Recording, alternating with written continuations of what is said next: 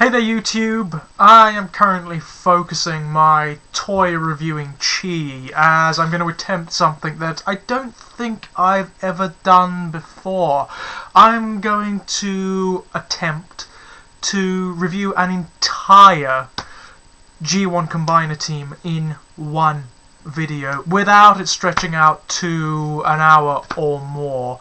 Fat chance of that. Kicking right off with this less than stellar specimen. I'm going to go in order of preference with these guys since there's no particular hierarchy. I'm also going to do it slightly differently than I usually do. Usually I go from alt mode to bot. These guys, like all G1 combiners, their bot modes are less than stellar. They are, compared to the other G1 combiners, they are absolutely fantastic. They are the epitome of G1 combiners. These are how all of the G1 combiners should have been. But as standalone bots, they're rather compromised by and large. This chappy is Generation 1, hang on a moment, let me focus that a little bit better, that's more like it. This chappy is Generation 1 Headstrong of the original G1 Predacons. Yes, the team from which the Beast Wars Predacons are descended. This is the very least of them. As you can see, they're very, very different from other G1 combiners. They're very different from the Scramble City style of combiners like the Stunticons and the Seacons and all of those guys who are, well, the limbs are minuscule and by and large a little bit shit and completely interchangeable. These guys, each one of these guys is about the size of one of the leaders from the other combining teams, meaning that their combined form, Predaking, is fucking huge and absolutely beautiful. Anyway, this is Headstrong. He forms one of the legs of Predaking, and yeah, it's a less than stellar bot. Those are, I mean, just look at those weird gangly arms that are situated very low down on his torso. Just look at the state of that head too. I mean, he has a big rhinoceros head on the back of his robot head. It just looks dreadful. For a Transformer of this era, he actually has a reasonable amount of... Actually, no, he doesn't have a reasonable amount of articulation, but he has unusual articulation. His arms are jointed at the elbows and at the wrists, and will move quite far, and they click, which is rather nice. Other than that, he does nothing. But one of the things that's really nice about him is that he has die-cast metal on him, so he's very, very, very heavy. Very nice. Headstrong does what he says on the tin. He is not particularly bright, not particularly quick or intelligent or that strong, really. He is the very least of the Predacons and has an inferiority complex a mile wide, meaning that when he decides on a course of action, he doesn't take advice from anyone, and nothing will stop him. That's the way he works. He will charge right in without thinking, without consideration, and just do what he thinks is best, which is usually not really the most productive thing. Which is a shame, really. He's kind of a weak link in the Predacons. The Predacons occupy an unusual position in the Decepticons. They are Megatron's elite hunters.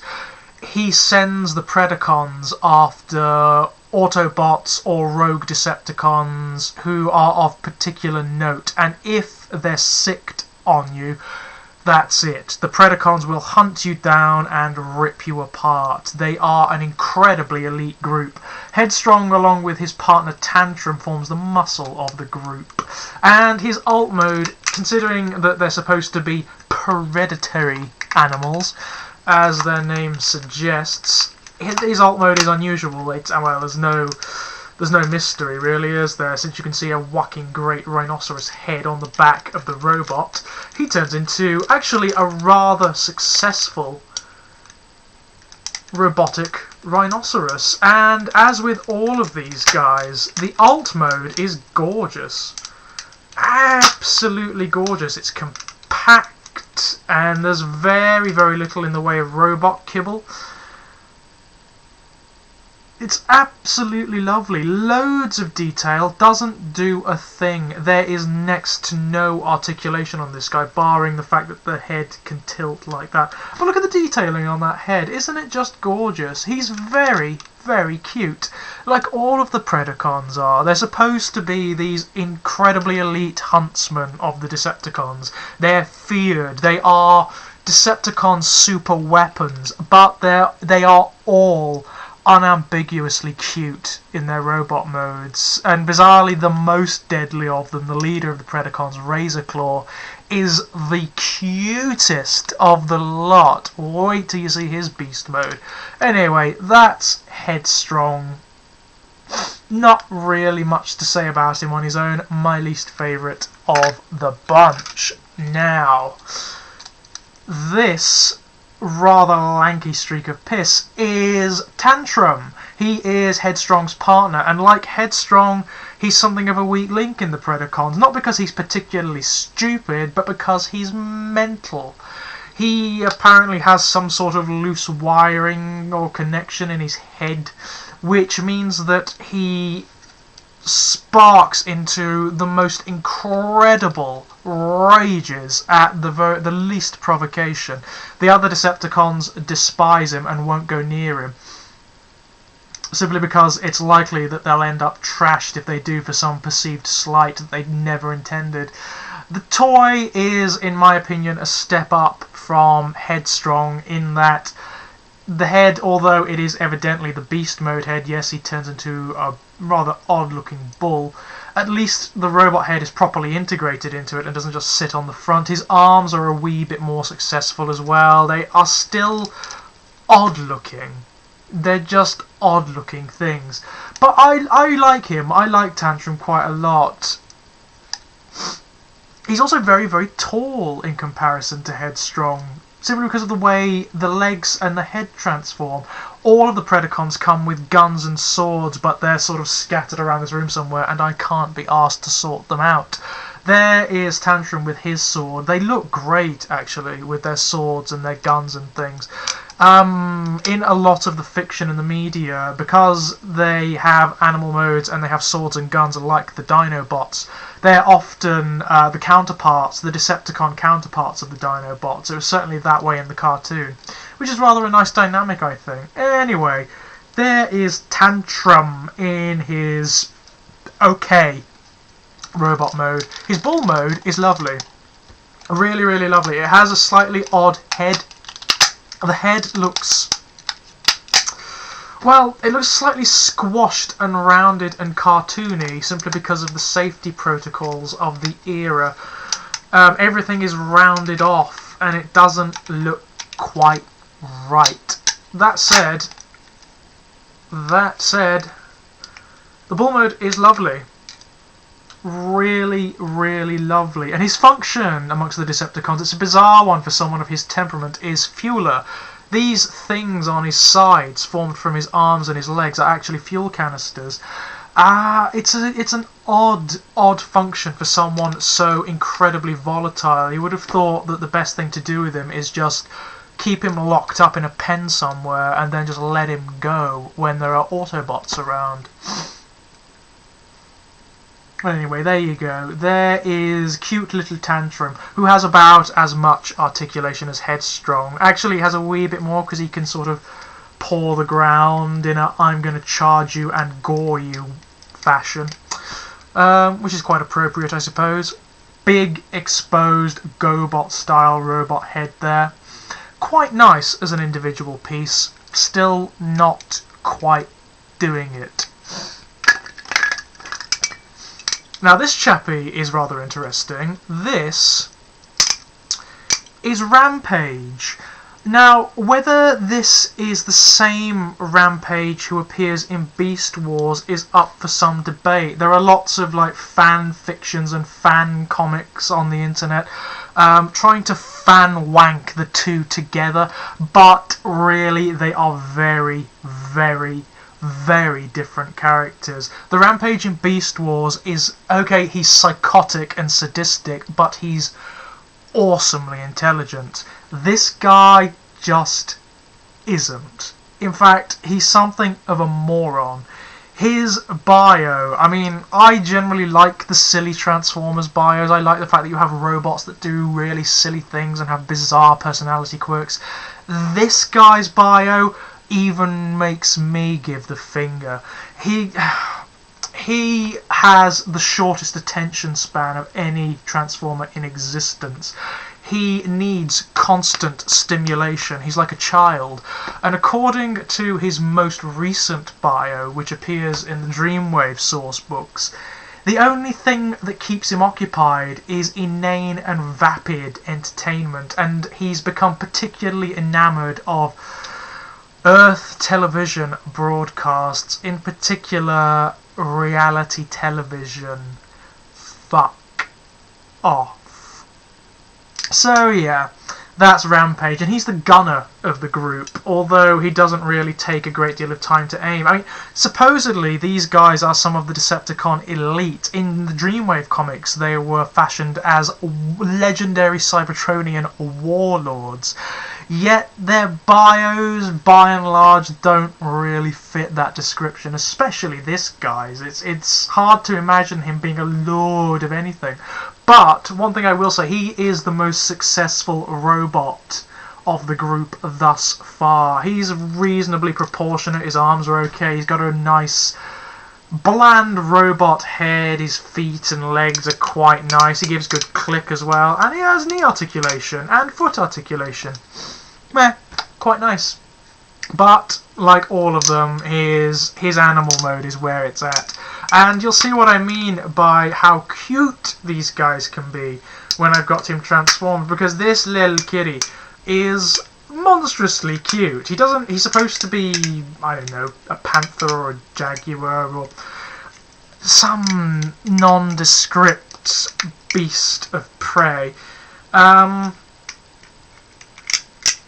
It doesn't really matter with the G1 toys. When they transform, I mean really what they transform into are not specific animals, they transform into kinds and genuses rather than particular species. I mean, this, it may as well be his big red house cat mode. It really could just be that. I mean, look at that, isn't it cute? Isn't it so sweet? Look at that cute little face. He's so cute. And he also has a nice cute stubby little tail as well. And no claws or anything like that for doing any damage. So one wonders what the point of this mode really is. Especially since he comes equipped with these two big guns on his side. And in robot mode, not only does he have the two big guns, he also has a sword. So, yeah. Redundant kitty mode for Rampage. Now, this guy I really like. I like him for the character more than anything else. This guy is the leader of the Predacons. And he's very different. Pardon me. He's very different from most of the others. This stubby, stunted little chappy, little fatso, is Razorclaw. Razorclaw is the leader of the Predacons, and he is really interesting. He is a consummate professional. He is phenomenally patient. He will sit and assess circumstances until they are absolutely right for whatever it is he intends to do, and then he will strike, and usually what's left is just a smouldering pile of wreckage. He's phenomenally intelligent, an incredibly capable warrior. The Autobots are afraid of Razorclaw, and with good reason. And also, he coordinates the Predacons, a group of ragtag lunatics and borderline personality disorders. He has fashioned their reputation into something to be feared, even amongst the Decepticons. That's worthy of respect. Not only is he the leader of the Generation 1 Predacons, he is the founder of the Beast Wars Predacons. After the Decepticons were defeated at the end of the Great War, he took up the mantle of Megatron and went on to create the Predacons. And in fact, there is a so-so botcon repaint of him in his Predacon form, which is this thing. This is Cybertron. I believe it's a repaint of Cybertron Leo Breaker. Not the best mold by far, but look at that. Look at that for a comparison. I mean, that is a fantastic, a very apposite update of the Generation 1 toy. It actually does look like an evolution of Generation 1 Razorclaw. Isn't that cool? I would highly recommend this toy, even though the mold is much lambasted, and for good reason. There are real problems, such as the huge crotch there. Anyway, enough of Transformers and their crotch problems. We're dealing with Generation 1 today. Speaking of crotch problems, actually, he has a crotch issue, as does Rampage. In fact, Rampage has the same crotch issue, and that is this. Yeah, the Beast Mode tail comes out of the crotch and is, well, suggestive, to say the least. It's rather Freudian. And a little bit distasteful, but there you go. Anyway, there is Razorclaw. He is fanatically loyal to the Decepticons, fanatically loyal to the Decepticon cause and to Megatron.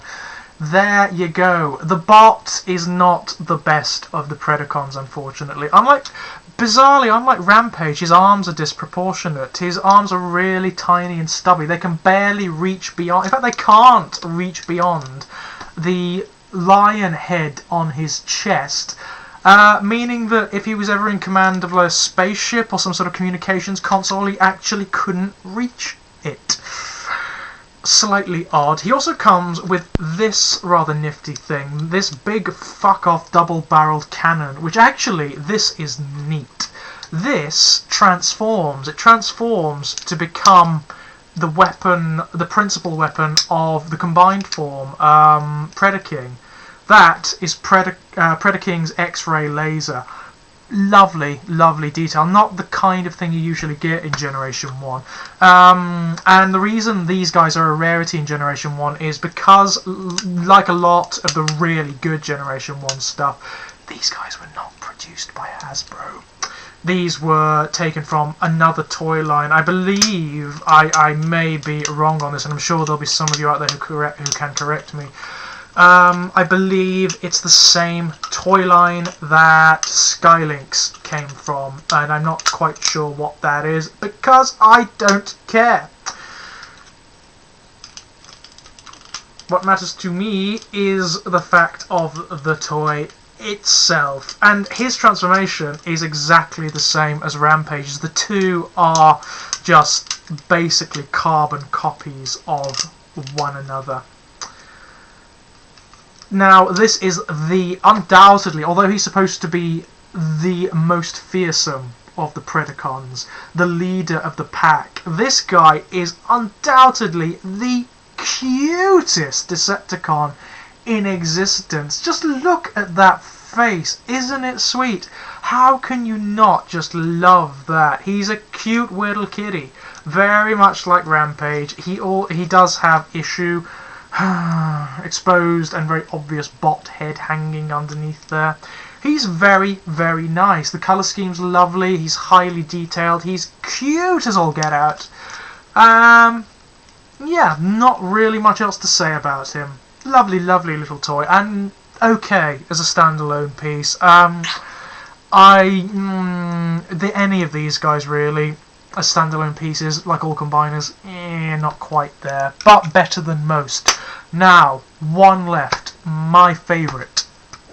I've got a thing about bird formers. I like bird formers. I like Transformers that have wings. I like Transformers that have wings in their bot modes. I particularly like Transformers that have wings and that have swords.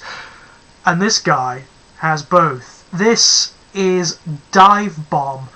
Certainly the most unique of the Predacons, in that he doesn't have any counterpart. He is completely himself, and he lends the team aerial support.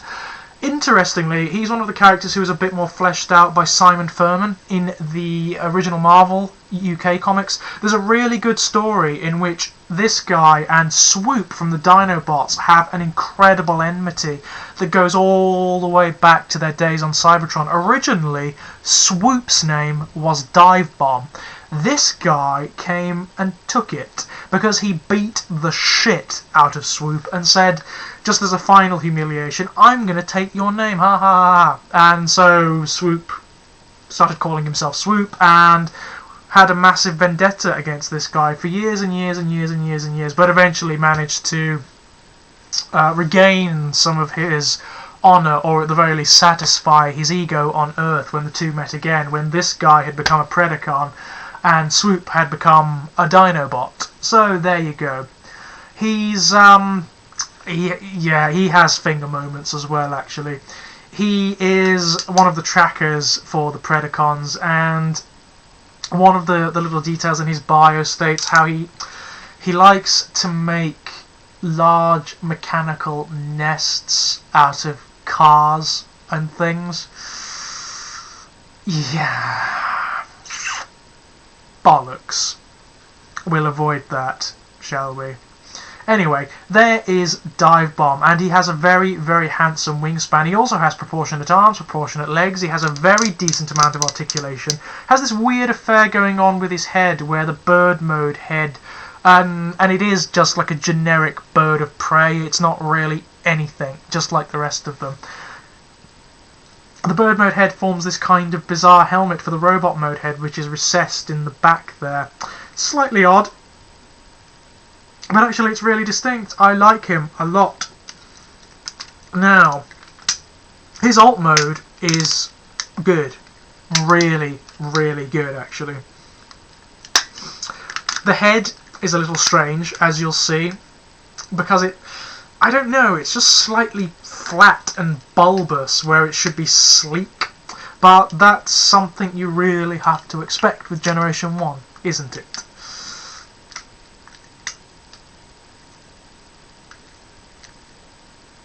Anyway, there he is in his, I don't know, bird of prey, hawk mode. He's quite lovely, actually. His head is very successful.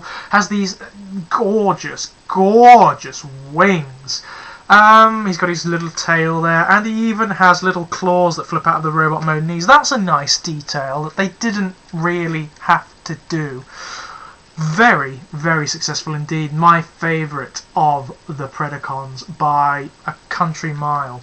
Now, the pièce de résistance, because I'm sure I've rambled on for long enough, and what you really came here to see, ladies and gentlemen, is the big bots, which is what I came to see too.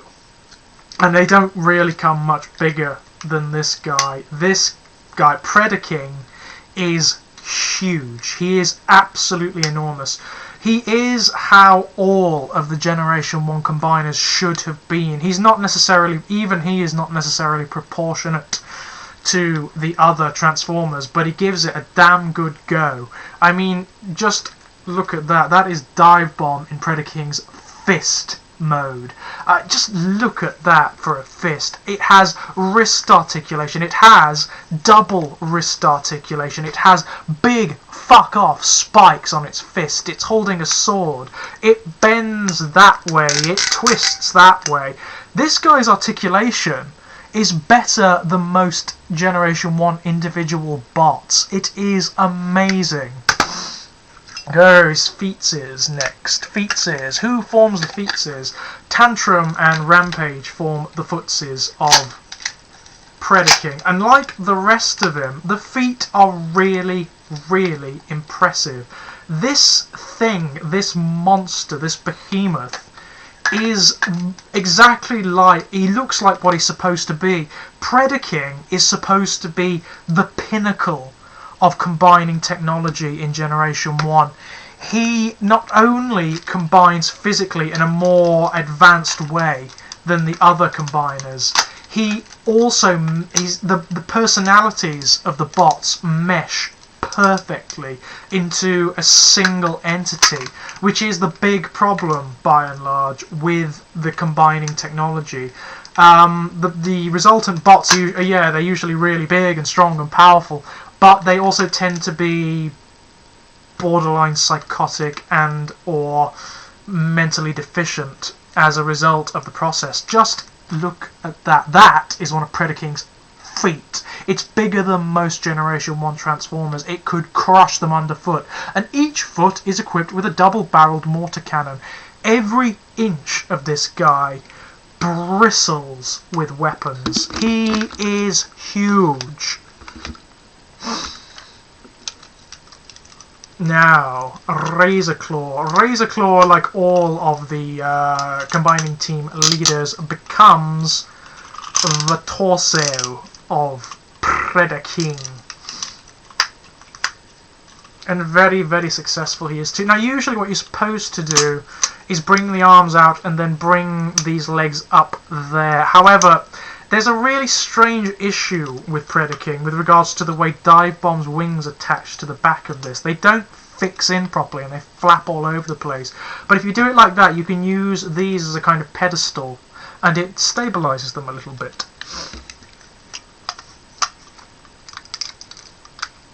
Now, this should be giving you some idea of just how genuinely titanic Predaking actually is. He's one of those Transformers who's so big, he's kind of difficult to play with. Get in there. And unlike the Scramble City combiners, there's no variance. You can't mix and match the limbs. He combines in one way, and one way only. There we go.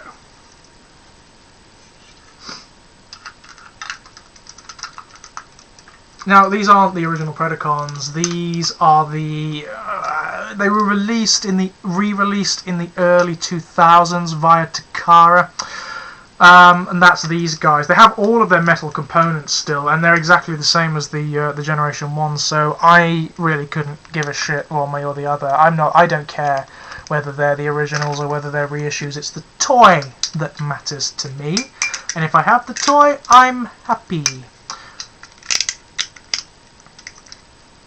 Now, who have we got left? Little Rampage. Cute little red Rampage.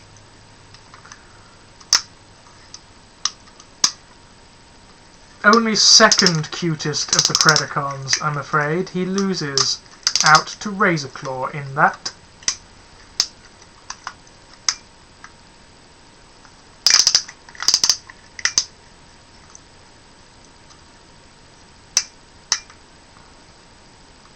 I have issues with his legs, his tiger, panther, whatever fuck mode it is, cat mode legs just sort of sit there. They don't really do anything.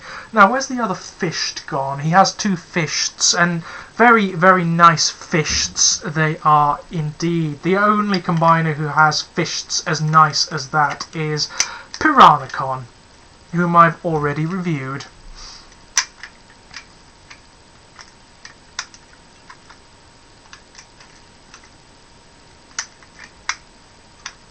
Ooh, that fist is a little loose. I'm not very pleased about that. I'm going to have to get the screwdriver to that. Now, pièce de résistance time. Let's put this sucker all together so you can bask in the magnificence, in the malevolence, the sheer awesome apocalyptic killingness of Generation 1 Predaking. Not only undoubtedly the best combiner from Generation 1, undoubtedly. There's a good argument stating that he is probably the best combiner ever. I don't necessarily agree. I prefer the Beast Wars combiners, but a lot of people regard this as their favourites, and I can see why. I can definitely see why. He ticks a lot of boxes, ladies and gentlemen. A lot of boxes. He's big, he's interesting, he's articulate. He's just a bit nice, really. Now, this is what I meant with regards to the wings. The wings come on this bizarre pack that detaches from Divebomb's back, but it doesn't it doesn't fix in very well. So the best thing you can do is get Razor Claw's little footses and use them to sort of balance it. There is a way of getting them to close over it, so it just sort of sits still rather than flapping all over the place, because that I find annoying. General flapping. It's a good thing I don't really watch my own reviews, otherwise I'm sure I'd be very, very annoyed by them in that regard.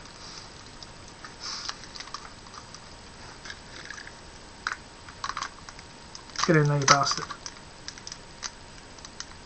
There we go. That's how it goes. Look at the state of it. It's huge and massive and beautiful. But we're not done yet. Oh no. He has a massive fuck-off cannon on his arm, just like all the very best Decepticons. And he also has, like all combiners, a nice fitting helmet head. Just look, ladies and gentlemen, just look at it. Look at the magnificence of Generation 1 Predaking, the ultimate combiner and one of the Decepticons' ultimate weapons of mega doom. I mean, it's no wonder this guy didn't feature in the comics very much, because they would have had to have found a way to hobble him somehow, because this thing is the ultimate weapon. Look at the weapons he is just festooned with. There are spikes, there are swords, there are guns everywhere. On top of that, this guy, despite his bulk, is monstrously fast. He moves like an animal, according to his bio, as if he is a single killing machine rather than they call them gestalts. That doesn't make any sense at all. Gestalt is a psychological term. It doesn't refer to physical multiplicity. Anyway, I'm rambling. He is the most successful combining transformer. He is intelligent, he is capable, he is articulate, he is a single entity. And when the Predacons combine as Predaking to take down their prey, whatever the hell they have been sent to destroy is done. It's finished. It's over. Game over. They are going to die.